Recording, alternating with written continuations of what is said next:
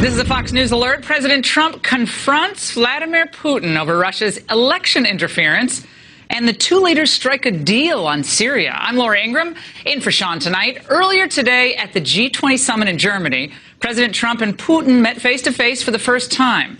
And after their sit-down, Secretary of State Rex Tillerson explained what was said about election hacking. Listen to this.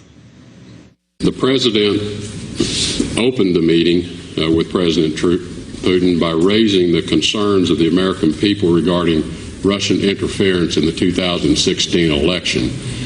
They had a very robust and lengthy exchange on the subject. The president pressed President Putin on more than one occasion regarding Russian involvement. President Putin denied such involvement, as I think he has in the past.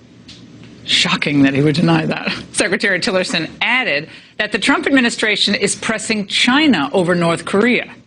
Here now with the reaction is former U.S. Ambassador to the UN, Fox News contributor John Bolton. Mr. Ambassador, how are you doing? Very summery today with your suit.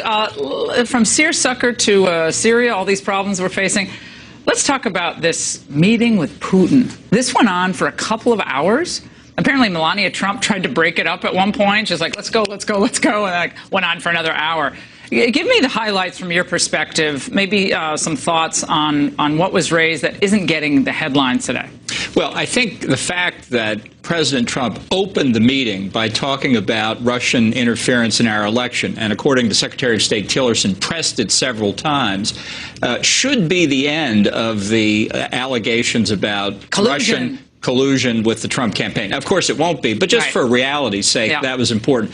But even more important, I think, for the president was that Vladimir Putin denied any Russian interference in American elections. Now, everybody who has looked at the classified information says there's no doubt the Russians tried to affect the election. And that's something I think should be unacceptable to all Americans. Russia, China, forget it. So Vladimir Putin looked Donald Trump directly in the eye and lied to him. And I think that's the single most important takeaway coming out of this meeting. Did you actually think that the former Soviet KGB guy was going to say, oh, yeah, we have some kids that are hacking into U.S. systems, and we know you're doing the same thing to us, but he's not going to say that. I mean, I lived in the former Soviet Union. This is not surprising at all that he'd look right at him and lie. This is what they do. I had no doubt about it, but now that that's happened, I want to wait for the next Democrat to say, you know, it's time for another arms control agreement with Russia. I got you. So you can't trust them at face value. But we could say the same thing about the Chinese. We could say the same thing about many of our so-called adversaries who are not enemies, correct? You're right. And so that leads to the question, why do we keep trying to negotiate with them? Why do we negotiate with China, John? You could say the same thing about doing the TPP, all the work we're doing with China on trade. I mean, are they telling the truth about cheating on trade, about stealing our intellectual property? We're always willing to give China the benefit of the doubt, but it's Russophobia, Russophobia, Russophobia. I'm sorry, but I just think there's never any kind of equilibrium when it comes to the criticism. I'm not talking about you, but some of the other media outlets out there. Well, I'd love to have this conversation about China. Maybe we can do this tomorrow after the Xi Jinping meeting. But it's very significant as a learning experience, both for the president and the former head of Exxon. They said they had good talk, though. They said you can have good talks with people who lie to you. It happens all the time. Yeah, it happens to husbands, wives, all these things. But let's talk about this Syria. At least partial, sectional, regional ceasefire. You're skeptical. Why? I'm very nervous about this for two reasons. One, on the broad level, I think it was a mistake for Barack Obama to acquiesce in greater Russian presence militarily in Syria. I understand the physical reality now, but this deal goes a long way toward politically acquiescing and legitimizing in that Russian presence, and I think that's a mistake, number one. Number two, I'm not at all sure that this ceasefire, assuming it holds, and that's a big assumption, doesn't mostly benefit the Assad regime. In other words, it gives them some calm on this particular front to enable them to move forward on another front. Well, Tillerson's not going to be rolled over on this either. I mean, do you think Tillerson or Secretary of Defense is going to go along with something they think is completely unworkable? I mean, they're pretty involved in all of this. I mean, not so much Mattis over there, but certainly Tillerson was. And what he said was, It looks like we can build on this conversation for future progress. What bothers me about it more than anything else, it sounds exactly like the Obama administration position. The Secretary of State then went on to say, we expect Assad to leave. We'll have a transition period. We haven't quite worked out the details how that's going to happen. The Russians are never going to acquiesce in Assad leaving, as they have not for the past 6 years. So they want something too, right? If it endangers their presence in Syria. But Tillerson said we both have a common goal, just not the agreed upon route to get there. That is exactly the language of Obama and John Kerry. And you could go. Speaking of Obama, just for going down memory lane, let's recall what 2 prior presidents tried to do in our relationship with Russia. Let's watch. I looked the man in the eye. I found it to be very straightforward and trustworthy. We had a very good dialogue. I was able to get a sense of his soul. He's a man deeply committed to his country and the best interests of his country. And I appreciated so very much the frank dialogue. This is my last election, yeah. And after my election, I have more flexibility. Yeah. And I transmit this foundation to Vladimir. With a little gift, which represents what President Obama and Vice President Biden... Look, and you got Hillary with Lavrov. She gives the wrong button. He's like, it is the wrong translation. I mean, there has been botched attempt after botched attempt to reset the relationship with Russia. I watched this today knowing full well the history of Russia, the very difficult relationship that we've had over the years, their own history, their own desire to reinvigorate the motherland and so forth. I actually see this as very hopeful. I'm not looking at it through rose-colored glasses, but what's the alternative here? What is really the alternative with Russia? We're going to go to war over Lithuania or the Ukraine? I don't think so. Well, I think we always have to calculate what our national interest is. Yeah. Certainly that's what Putin and Lavrov do. And those clips that you showed are 3 of the most painful moments in American foreign policy in the last 20 years. They never get old. I love all 3. Sad to say. It is wrong translation. That's why I'm nervous about the Syria issue. That's why I'm nervous about what Secretary Tillerson also said about going back to the negotiating table with North Korea to roll back their nuclear program. The North Koreans have pledged 4 times in the past 25 years to give up the nuclear program. Can I ask you something? I had a guy on my radio show today, Alan Tunnelson, who suggested that we should pull our troops out of South Korea and Japan. If it's thermonuclear war or pulling our troops out, pull our troops out. He said it's time to pull up stakes. We've been there for 50 years. But there's actually a really strong current in American thought, popular thought, to say we should do that. It's not something I would recommend. No, there is, but it's giving China all of East Asia at that China point, gets the whole territory. Or having nuclear war. You're not going to avoid nuclear war by pulling out. The Japanese would get nuclear weapons immediately. The fact is, I don't think America should be held hostage to an erratic regime like North Korea or the one in Iran holding nuclear weapons. But after 25 years of failed negotiation, that's very close to where we are. Ambassador John Bolton, great to see you. Thanks so much. And here now with more reaction is retired U.S. Army Special Forces officer, Fox News contributor Michael Waltz. All right, Michael, you just heard the conversation. This is wild. This has been a wild week from the Trump visit to Poland and the speech there. Warm welcome from the Polish people, the Polish president, to this meeting today with Putin. As Ambassador Bolton said, he's going to be meeting with President Xi tomorrow. Give the grade so far of how this administration is doing. Well, and don't forget our 4th of July present from Kim Jong-un, the ICBM test. The North Korean missile gift. I share the ambassador's skepticism. Look, anyone who's dealt with the Russians, whether overseas or back in Washington, know that they never give anything for free, ever. And they always have. But you guys keep saying this. Who gives anything up unless it's in their national interest? The United States? If we do, that's dumb. No, Does China? Absolutely not. We're dealing with a country that wants to assert its national interest. We have our own national interest. Trump and Tillerson are saying, what can we do together, even though we disagree on all this other stuff? And I say that is a good thing. The critics in the United States on the left, not you guys, but be damned, because they don't want us to talk to Russians at all. I mean, they always wanted us to talk to Russians in the 70s and 80s, but now that we have a chance to talk to them, they don't they don't want us to talk to the Russians. Yeah, but the thing to remember, Laura, there is, fine, we all act in our national interests. I'd say there's times that we actually do things on humanitarian grounds or for other reasons aside from just cold geopolitics. But in this case, our interests and the Russian interests aren't aligned. And the piece that we're not talking about here is Iran. Russia is aligned with Iran. They're linked at the hip in Syria. And the agreement today was only, the readout was only Jordan, the United States, and Russia, not the Assad regime and not the Iranians, and by extension, not Hezbollah that's on the ground. So that area, just operationally on the ground, the area that we're talking about is very limited. It's not where the Iranian militias and where Hezbollah is operating. They're worried about and will continue to create what's called the Shia Crescent from Tehran all the way to Lebanon so that they can hit Israel from a different front.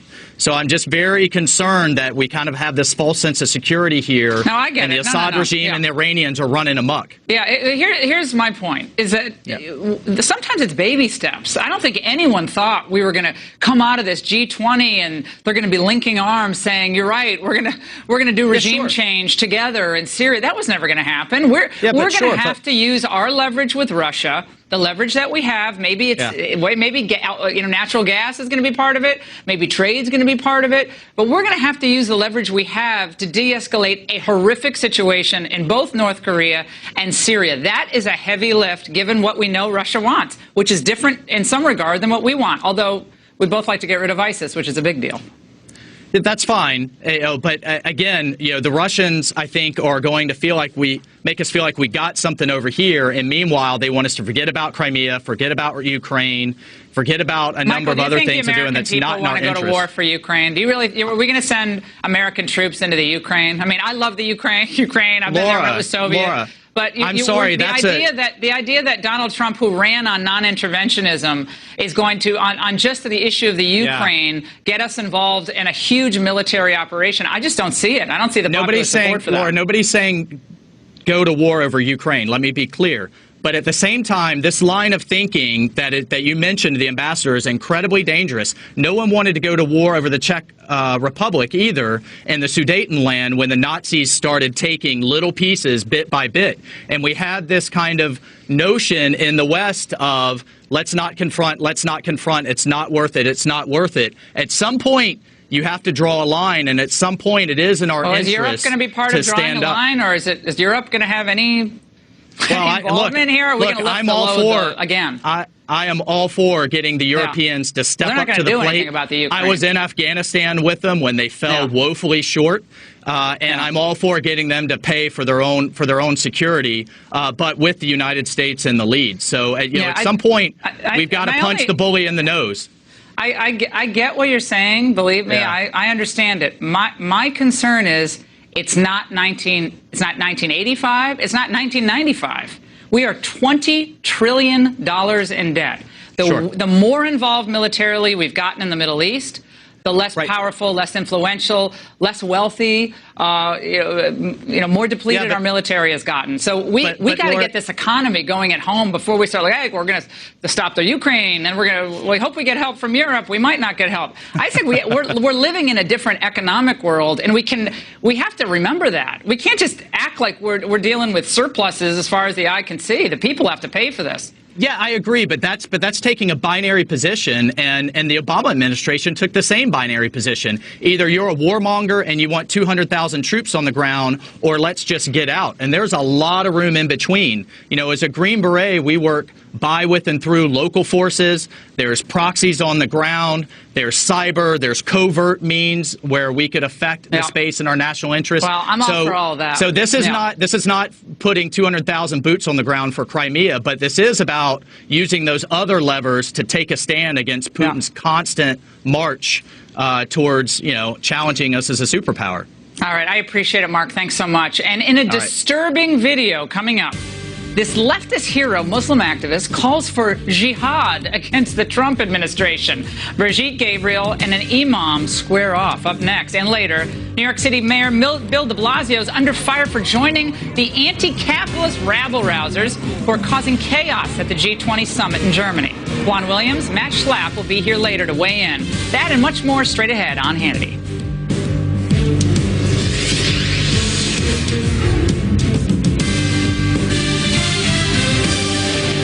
Welcome back to Hannity. One of the left's favorite activists is now calling for jihad against President Trump. How nice.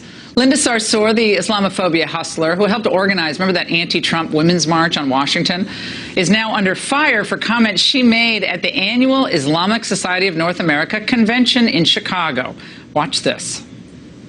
I hope that when we stand up to those who oppress our communities, that Allah accepts from us that as a form of jihad, that we are struggling against tyrants and rulers, not only abroad in the Middle East or in the other side of the world, but here in these United States of America, where you have fascists and white supremacists and Islamophobes reigning in the White House. Our number one and top priority is to protect and defend our communities. It is not to assimilate and to please any other people in authority.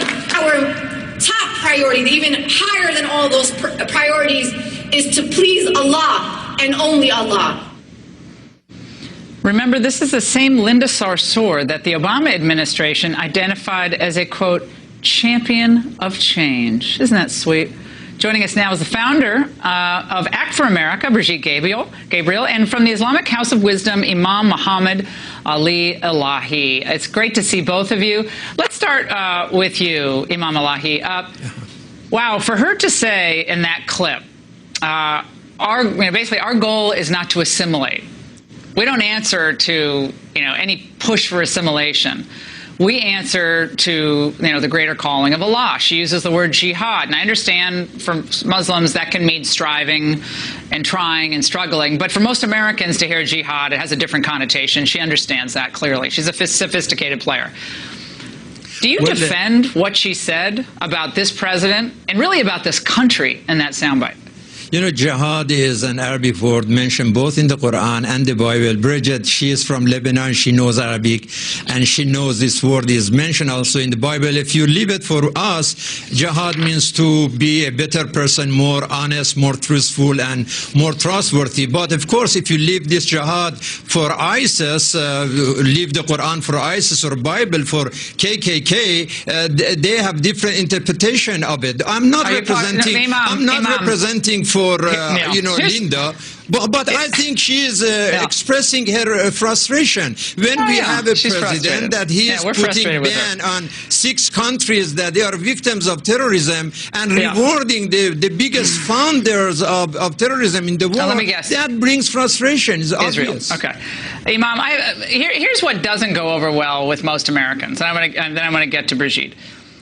Linda Sarsour getting up there and saying the fascist, Islamophobe, white supremacists in the Oval Office. That is so purposefully incendiary. And I would say if he weren't the president of the United States, he could sue for defamation. Because that's just garbage. That's meant to incite Muslims to whom she's speaking. It certainly isn't meant to build bridges. That is meant to incite, infuriate. Infuriate's fine, but incite is not good.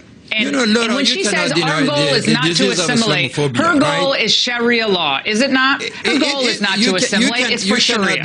When we have a president that one day he comes and he says that Islam reminds us mercy and compassion, at the same time next day he comes and he says that Islam hates us. I mean, these contradictions in Twitters of the president and followed with the Islamophobia. I mean, Imam, we're not in the mosque here. This is not you're not preaching. Okay? No, I'm not preaching. Okay, I'm telling the truth. You just brought up the merciful point. Does she sound merciful to you?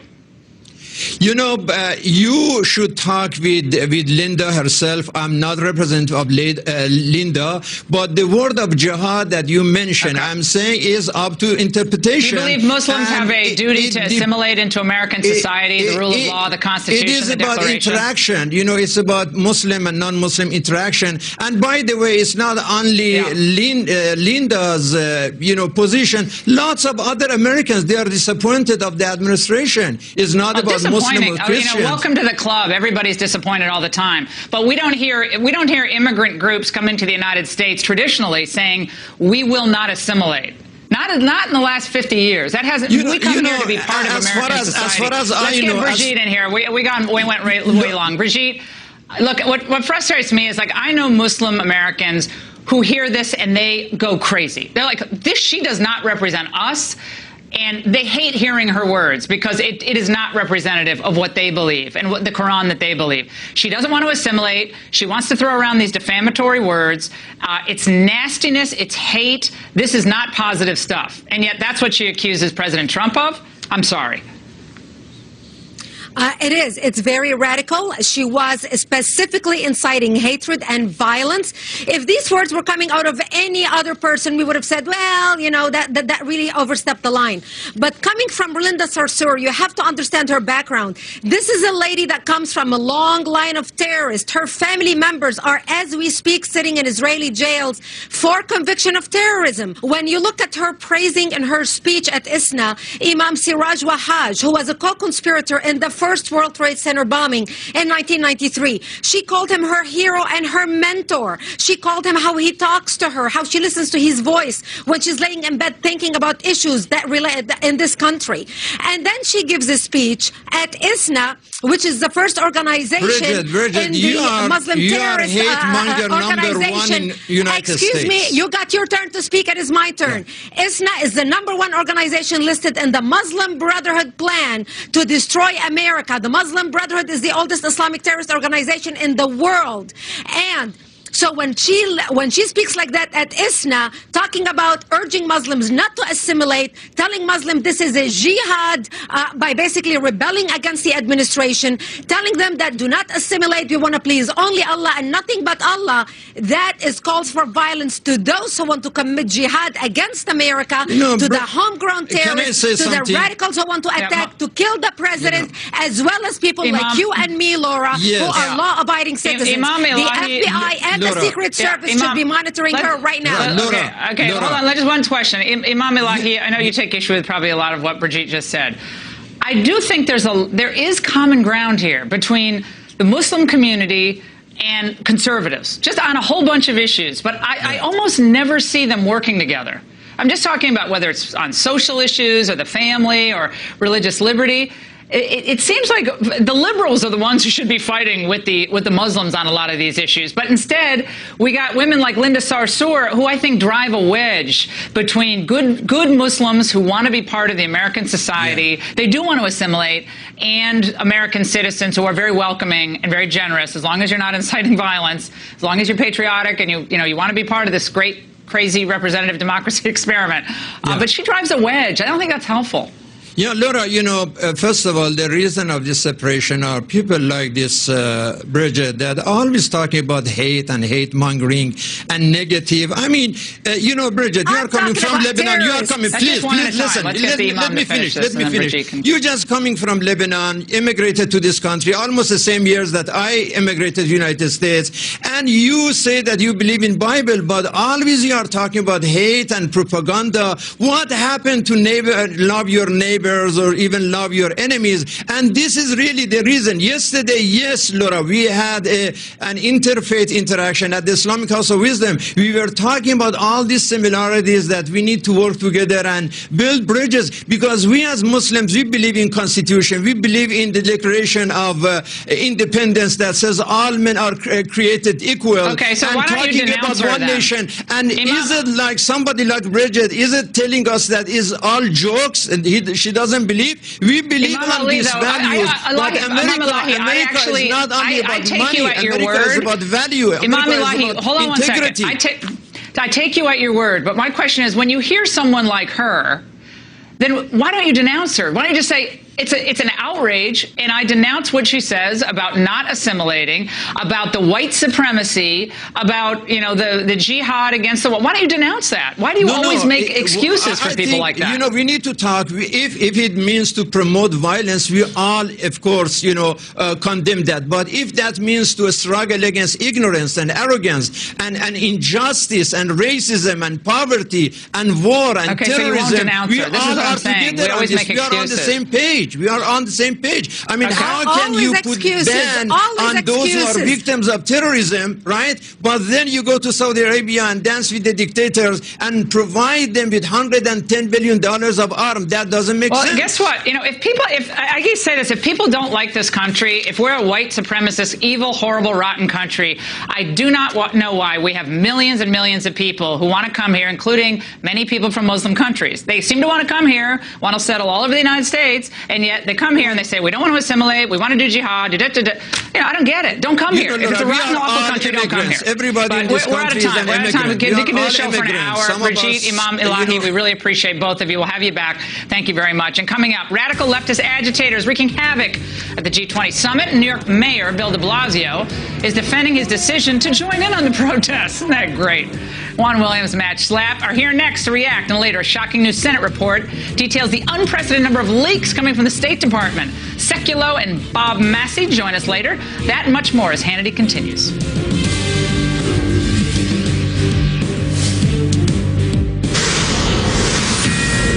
Good morning. This is a Fox News Alert. I'm Jackie Ibanez in New York. The U.S. Air Force backing up America's commitment to its allies. Two B-1 bombers flying from Guam Friday night to Korea's DMZ to drop bombs on a bombing range near the border there. This show of force comes on the heels of North Korea's successful launch of intercontinental ballistic missiles Tuesday. And another busy day for President Trump in Hamburg, Germany. Bilateral meetings with the Prime Minister of Japan and the President of China are on his agenda today. The highlight of the two-day G20 summit, Mr. Trump's nearly 2.5-hour meeting with Russian President Vladimir Putin. And it's day 2 of the iconic San Fermin bull run in Pamplona, Spain. More than 1,000 adrenaline seekers running 4 minutes down the cobblestone streets trying to avoid the horns of stampeding wild bulls. At least 2 runners were gored this morning and 3 yesterday. I'm Jackie Ibanez. Now back to Hannity. Have a great Saturday. And welcome back to Hannity. Radical Euro leftists clashed with police in Hamburg, Germany, as demonstrations turned violent yesterday ahead of the G20 summit. Meanwhile, New York City Mayor Bill de Blasio is defending his decision to join those protests in Germany after coming under fire. Joining me now with a reaction is American Conservative Union Chairman Matt Schlapp and co-host of The Five, Juan Williams. Juan, we said, where's Juan? Why is he not here with us? And I said, he doesn't want to be on set with us. He's in beautiful Big Apple in New York. All right, Juan, you got to start with you because this is a hard one to defend, I think. We had this horrific shooting of a wonderful, beautiful female police officer, single mom of 3 kids, broke my heart, shot in the back of the head, another fatal shooting of a police officer, the community in the Bronx coming together. Bill de Blasio, I believe, skipped out on at least one of the events to honor this police officer, headed over to Europe. What about that decision? Well, I think he said he's going to the funeral, and so that's what his statement is. To my mind, what's interesting here is that de Blasio went. I was surprised that he would be going to Germany. He missed not only the whole upset in New York over the shooting of the officer, but also the swearing in of some officers here, a new class of recruits. So I was just surprised that the reason he went was to join the protest. I mean, he could be anti-Trump and all. I understand that. That's a major part Doesn't he have a job? of his message. I mean, most of these protesters don't have jobs, Juan. Well, he's a politician. That's what he is. Yeah, well, I was just glad they had the water cannons out because by the looks of some of these people, they haven't showered in months. It's like the first time they've actually Don't make the mistake that give a little soap on them as well. Don't make the mistake that this isn't a job for some of these folks. Some of them it's paid protesters. Some people are getting some payment for doing this. All right, so Schlapp, sure. I see this. I'm like, of course de Blasio's going over there. Yes. He believes in ID cards and city benefits for people who are there illegally. It's a sanctuary city. Yeah. So much of Europe is now a sanctuary continent. It's really a recruiting trip. He wants everyone to come back to New York City. You're probably handing out ID cards there. Here, you want food stamps, you want SNAP benefits. We got it all covered. It's hashtag resistance. It's everything you can do to connect yourself with the radical fringe. And I think politically, he's a featured speaker. I think politically it's a huge mistake for these Democrats because in the end, we're a pretty practical country. We want to solve People problems. Don't like this. They don't People like want this. to give the president a chance. And on a foreign stage, to be there protesting against your president, if nothing else, at the least, it's awfully tacky. Imagine, Juan, if, like Rudy Giuliani, when he was mayor, he decided to go off and, maybe one of the IMF protests, because back then they had the IMF protests. These protests go on. They went on in Toronto when Obama was president. And nothing new. It's been going on for years and years. But let's say, Rudy decides to go over there, not that he would, and he just starts to, speak at some event critical of, some liberal he would just be trashed by the liberals saying, oh, how can you go over there and criticize our lovely president? Laura, you can't trick me. Look, I think Republicans like Giuliani would never be protesting against the big business, the industrialists, the anti-capitalists. They all voted for Hillary. Yeah, all those people voted for Hillary. All those big business people. I don't think so. I think Goldman Sachs is pretty well represented in the Trump administration. 500 G's in speeches. Didn't they give all that money? But I do think what's interesting to me is a lot of Trump people, I think, would identify with the anti-globalist, anti-free trade message coming from these protesters in Holland. I think Juan has a good point. Those stinky hats, those stinky knit caps. And let's face it, there's a lot of hypocrisy here. If there is any Republican or any president of the United States who's actually anti-globalist, it's Donald Trump. Yes. I mean, look at the positions he's taken on trade. And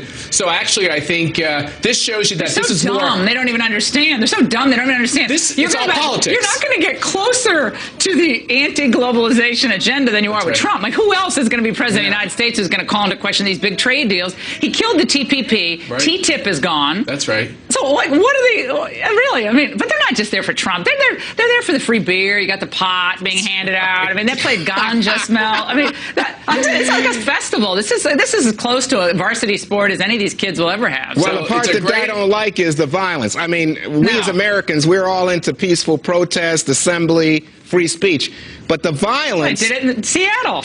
Yeah, they did it in Berkeley. This is happening in our country. We're allowing this junk to happen here. Yeah, we're not so into the peaceful all the time. No, but even the reporters are wearing those bicycle helmets. Have you seen those bike helmets they're wearing? I thought it was. They didn't have to wear those at the Tea Party rallies, Juan, because those things were peaceful. You got the Betsy Ross people. They're not throwing bottles. It looked a little bit like a Mel Brooks movie to me. It was a little protesters, but you don't like that. But I'm going to say, I think Matt and I and you agree, this anti-globalist sentiment, which is a Trump sentiment, is really what they supposedly represent, and I don't get it. They must have missed the message. They represent free. They want everything free. Free, free, free. There's no end to the free money.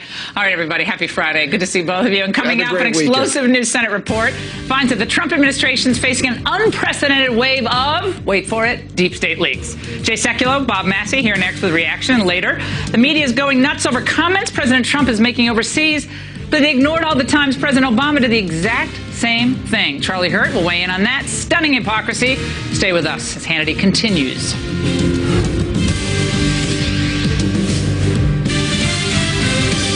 Welcome back to Hannity. President Trump has been very vocal about the unprecedented number of government leaks since taking office. And yesterday, the Senate Homeland Security and Governmental Affairs Committee released an explosive report that found that the Trump administration suffered from national security leaks at the rate of 1 per day between January 20th and May 25th, which is 7 times higher than the previous 2 administrations. Joining me now is the chief counsel, the American Center for Law and Justice. He's also an attorney for President Trump, Jay Sekulow, and Fox News legal analyst and host of The Property Man, Bob Massey. Good to see you, gentlemen. Let's start with you, Jay. Thank you. When I first heard that, I said, it's 7 times more than the previous 2 presidents. I said, no way, that's totally wrong. It has to be more than that. That's not very many. Given what we've seen every day in the New York Times, the Washington Post, ABC, leak-o-rama, yet as far as I can tell, Jay, we have one 20-something contractor down south who's been arrested. Yeah, that's right. And look, the leaks that are in this report are only representative of what they call significant national security leaks. But let me read you a headline from Politico, because this one should make everybody that's watching right now realize what we're dealing with. Trump leaks crackdown sends chill through national security world, subtitled, Agency officials say measures have been taken to isolate leakers, creating a culture of fear. So by isolating leakers, the administration is creating a culture of fear. How about isolating the leakers and prosecute them? So I think what needs to happen now is the Department of Justice needs, within its own unit, a special unit that does nothing but go after these leakers. Because, Laura, you're right. That report is just the tip of the iceberg on these leaks, although significant. But it needs to be a special committee inside. Bob Massey, Jeff Sessions recused himself, which I think was a huge mistake from this Russia investigation. He did not need to do that. He panicked, and that was Big, big mistake. So he recuses himself. Yep. But now, is he then unable, or is he boxed out of appointing what Jay, I think, properly said is a special division to investigate the leaks? I don't think so, right? Because the leaks affect everything. No. No, the leaks affect everything, and I think he could do as he wants to do. I mean, no matter what he does, we know, as Jay will tell you, you know, Lord, better than anybody, is the fact that no matter what he does, yay or nay, it's going to be criticized. The level of the leaks, as you say, quantifiably, God only knows how many.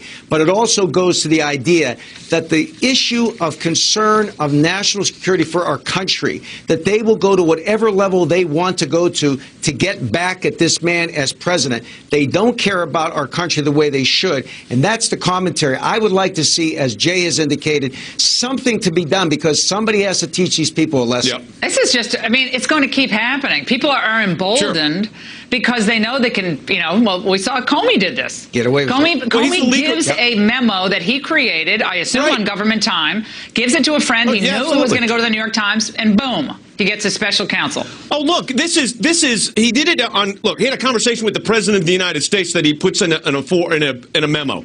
So that's a President of the United States he's in a conversation with. He puts the memo together on his government computer, puts it in his government, puts it in his government desk, and leaks it out. But here's the thing with him. Here's what we know about James Comey, the leaker in chief. We know for a fact that he leaked information that he took as a government employee at the time and then leaked it when he was terminated. If that was an FBI agent that did that, they'd be in jail. Yeah, thank you so much. And coming up, the media is losing it over things President Trump has said overseas, Bob just said, but didn't seem to care when President Obama did the exact same thing. Charlie Hurt up next with reaction. That and much more as Hannity continues.